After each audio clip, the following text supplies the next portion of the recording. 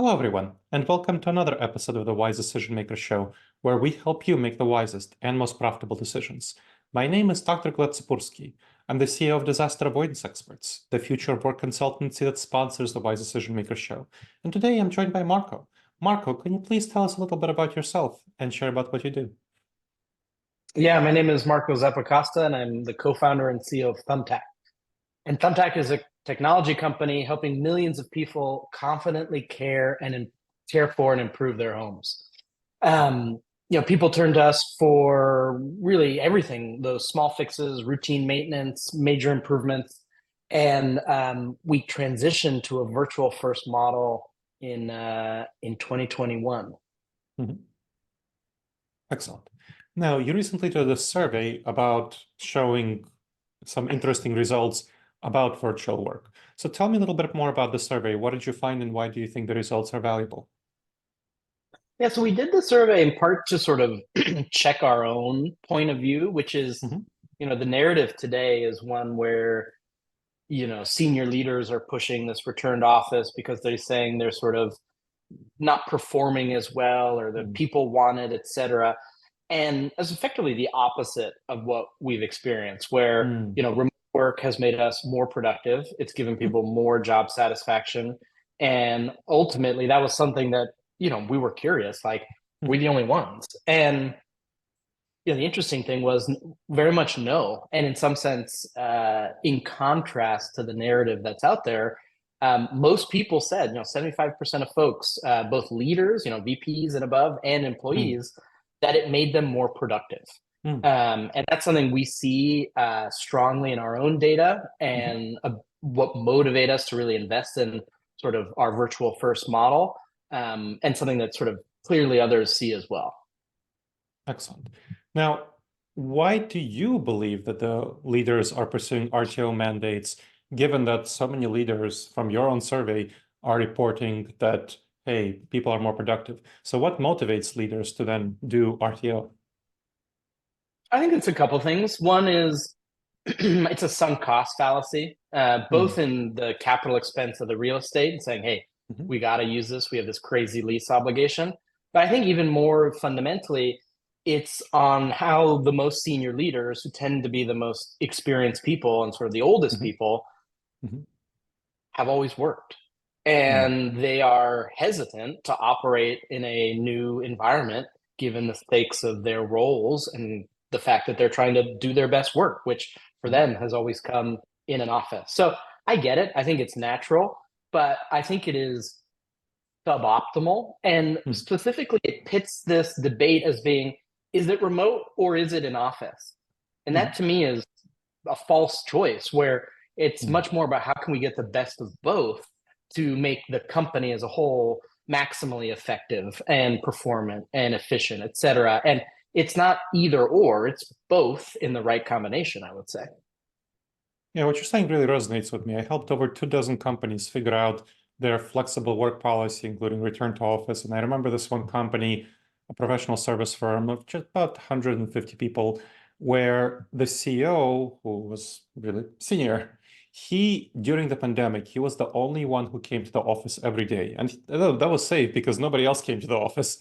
So he was the only one, literally, who came to the office every day. And he just had a lot of trouble imagining, like, and then after the pandemic he was really beating the drum around returning to the office because he could hardly imagine how people got any work done at home, because it was hard for him to do work at home. He really needed that work-life separation, and that's why he came to the office every day. So what do you think is happening with the CEOs, that they're ordering employees back to the office? What should they be thinking about when having those mandates? What should be their motivations? Like, what should be the approach? Yeah, look, I think there's never a one size fits all answer, and it certainly Hmm. depends on scale of the business. So we're 1,000 people now, and so my answers are tuned for companies of a certain scale. And Yep. what I would say at our scale, the realities are you're never getting a Hmm. 1,000 people into one space, even in Hmm. person, very often. Hmm. There is a lot of sort of subtle mixing, but as soon as you're at that scale, you likely have multiple offices in multiple cities. even within one city, you might be spread across multiple buildings. There's sort of the HQ and the satellite. And at that point, you've already, in some sense, created silos. And so the question I would put back to people is like, how do you intentionally bring people together and ensure both culture and cohesion at the company level in aggregate, as well as sort of the team level? And I think virtual first environment enables leaders to be much more deliberate about that, saying, okay, I do want that. It is critical to bring teams together, to build cohesion, to sort of discuss the deep, hard issues, which are hard to do in a virtual context. When and how do I want to do that throughout the year, as opposed to saying, oh, that'll just happen naturally in the office. And it's sort of one of my views is that remote work and virtual work rewards being explicit. It rewards saying intentionality. It doesn't necessarily require different things. It's not like before you were not looking for cohesion and now you are. It's like you've always wanted it, but to do that in a virtual context requires being very deliberate. And I'd argue the act of being deliberate forces thinking, design, intentionality that typically creates a better answer and can create a better answer than just sort of the ad hoc ephemeral, well, it happens in the hallways. We'll know it when we see it, or, you know, we get it for free because we buy lunch for everybody. Yeah, I think you can do better would be my push to these senior leaders. I like that.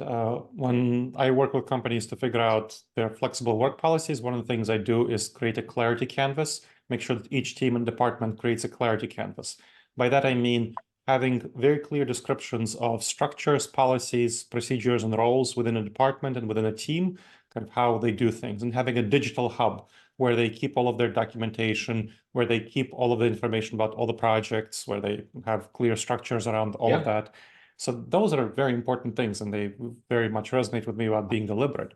And so that I'm curious what you've seen as some of the challenges of that virtual first model. What challenges have you seen, and how have you solved them? Let's talk about the challenges first. What have you seen, and then we'll talk about solving them. Yeah, I will go there, but I want to stress a point where the things you describe being deliberate about are sort of knowledge process. I think you can go further and think about the sort of core tenets of performance management: goal setting, roles and responsibility, expectations around performance and what is meeting the bar versus not meeting the bar. I think remote and virtual work rewards doing that very explicitly and deliberately, in some sense, more than companies are used to, because these folks are scattered. And I think in that act, you get to a way better outcome on these things that all companies are doing, right? Or should be doing: performance management, you know, setting roles and responsibilities. So it's been a really, really powerful push. In terms of the challenges, you know, I'd call out two, and they're sort of similar, but it's really around this cohesion and sort of shared affinity. I think it is very hard for teams to totally glue having only interacted virtually. One-on-one, you know, if you and I spend enough time on the phone or on Zoom, we could develop a very close relationship that's very productive and very effective. Absolutely. I'm sure you've collaborated with researchers all around the world, and one-on-one, very effective.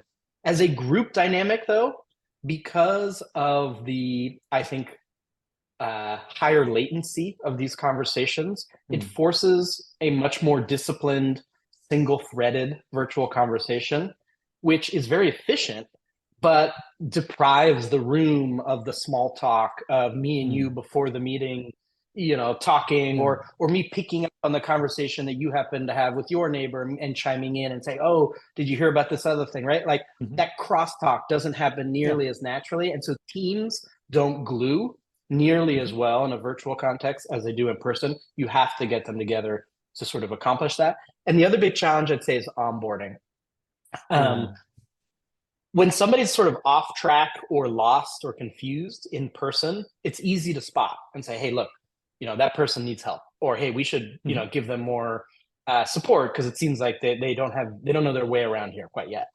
It's harder to catch that in a remote context. And so you tend to have, I think, more unfortunate situations where an employee leaves after a few months just because they didn't get the support and as opposed to in person where you would have seen it and helped it much sooner. So it's really around cohesion, and we're social animals, so it's no surprise that we lose that in a virtual context. But the upshot, the efficiency, the equity in the experience, and ultimately the access to talent way offsets that. Yeah, and I think especially the onboarding, that's more fixable than the team cohesion. Just team cohesion to build up trust, it's really valuable to be in person. For the onboarding, I've worked with a lot of clients where we did things like having very structured mentoring programs where you get a mentor from your own team and a mentor from outside your team. Mentor from your own team to tell you, here are the team dynamics in the team, here's how you actually do your job, all of that stuff. The mentor from outside your team to help you build those cross-team connections, which would happen naturally if you're in the office and you meet people. But that mentor from outside your team helps you introduce you to people you need to know, also helps you develop a career inside the firm to know what other parts of the firm are like and to help you with organizational culture, what that's like. So having those structured team interactions with mentors, so within the team and outside your team with the mentoring interactions, with very clear guidelines for what mentors should be doing, how they should be interacting with the mentee, professional development for the mentor and the mentee, that has really been helpful. So I'm curious, so that's something that I found really helpful for the onboarding within the clients I work with. What have you found helpful to address the onboarding challenges?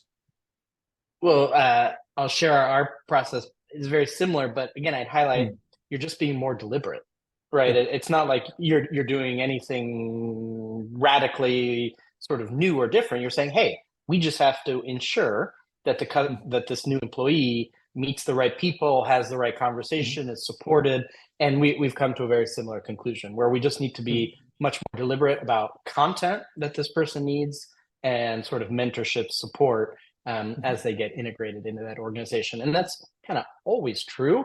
But again, in person, you can kind of catch it and solve for it without a formal process. Remote, you have to be more deliberate. Makes sense.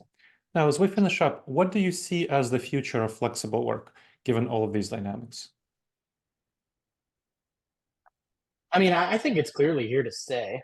I think two things have surprised me. One is how much sort of tech has flip-flopped, right? If you remember at first, the mania was all remote, and now it's sort of all come back.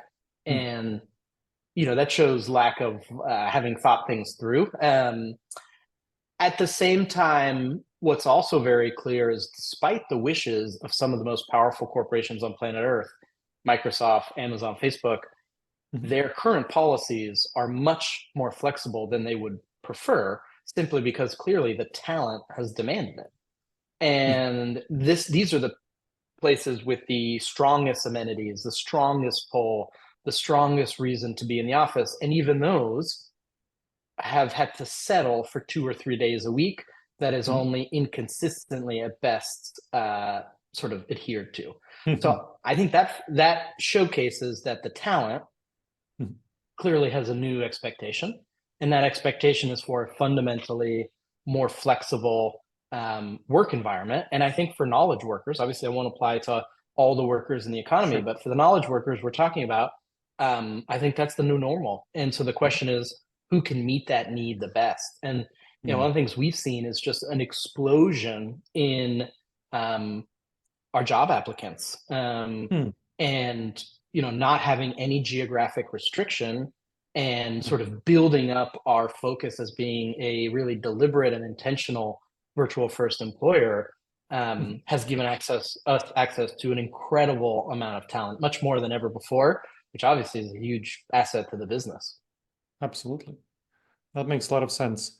Well, thank you, Marco. I really appreciate you sharing your expertise. Thank you. It's great to be here. And thank you to the audience for checking out another episode of the Wise Decision Maker Show. Please make sure to subscribe wherever you checked out the show and leave a review. It helps others discover the show, and it helps us improve the show.